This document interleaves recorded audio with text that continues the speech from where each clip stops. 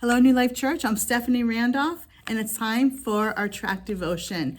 We are in the month of October, and so we are starting the wonderful book of James. And I hope you enjoy it because there's so much good stuff to learn from the book of James. I'm going to be reading from chapter 1, verses 2 and 4, because I believe that James has this underlying theme throughout the whole book of suffering and perseverance and patience. So let's see what it says in verse 2 through 4. It says, "Consider it pure joy, my brothers and sisters, whenever you face trials of many kinds, because you know that the testing of your faith produces perseverance. Let perseverance finish its work, so that you may be mature and complete, not lacking anything." What a wonderful verse. It's so encouraging at the end to be made mature and complete, but it seems so challenging to count on all joy when we're walking in the midst of our trial and our struggles. You see, if you look at the Greek word, at the word trial, it's talking about the working with metal and how people would put this metal in such extreme heat to get out all of its impurities. So at the end, it would be so pure that they could see the reflection in this metal. Well, friends, we are the metal, and God is allowing us to go through the fire of our trials. Why? Because He wants to get out our impurities. So when He looks at us, He sees His reflection because we are being made more like Jesus. And that's what James means when he says that you will be made mature and complete. We are being made like Christ, and that should be our goal. We know that we will face trials. Jesus said Himself to His disciples in the book of John, "In this world you will have trouble, but take heart, I have overcome the world." So trouble, we will find ourselves going through troubles and sufferings. But James is being encouraging. Count it all joy because there is a reward at the end. I heard Francis Chan say this quote once. He said, "What God wants to do is not just make us happy, but He wants to make us holy." His goal is to make us more like Him, to make us more Christ-like. Consider it joy. Have this defiant joy that you decide, I'm going to be joyful no matter what I'm going through. I'm going to have the strength of the Lord and know that in the end, I am going to be blessed. I'm going to be made mature and complete, lacking nothing. What a wonderful promise. If you look in James chapter 5, if you go through there, James is talking about having patience, and he's talking again about perseverance.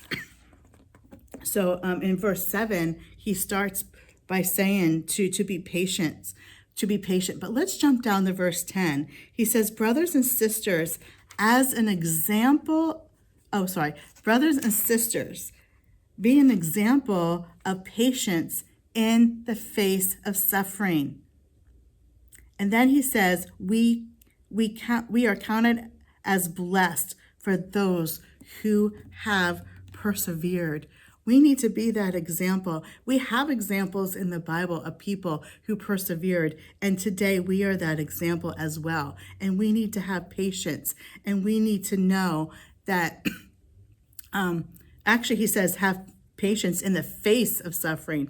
So it's like in the eye of the storm, at the hardest part of suffering, he is saying, have patience. When you feel like throwing your hands up in the air and saying, I can't do this anymore. Excuse me. James is saying, have patience and persevere, and you will be blessed. You will be counted as blessed. There's some wonderful verses again in James, going back to chapter 1, verse 12. In a nutshell, he says, blessed is the one who perseveres, and you will receive the crown of life. What a blessing. So us walking through our sufferings and our trials and our frustrations and our troubles, whatever you want to call it, it is not all for nothing. God is making us who He wants us to be. And he has given us perseverance and strength and patience. And in the end, we will be blessed. So be encouraged, New Life Church, that God is with you. He is for you, not against you. He is making you into something special. But more importantly, he is making you to be more like Jesus. And in the end, that is all we should want. Your suffering will eventually come to an end. And also, if I have time to add this, in verse 13, it starts with James giving us basically situations and then giving us solutions. And I just want to mention this really quickly because I think it's so powerful. And in verse 13, he says, are you in trouble? Pray. And then he says, are you happy? Sing songs of praise. Are you sick? He says to call up the elders of the church to anoint you with oil and pray. That's any leadership in the church, because we're supposed to have a church community. You're not supposed to be walking through these times by yourself.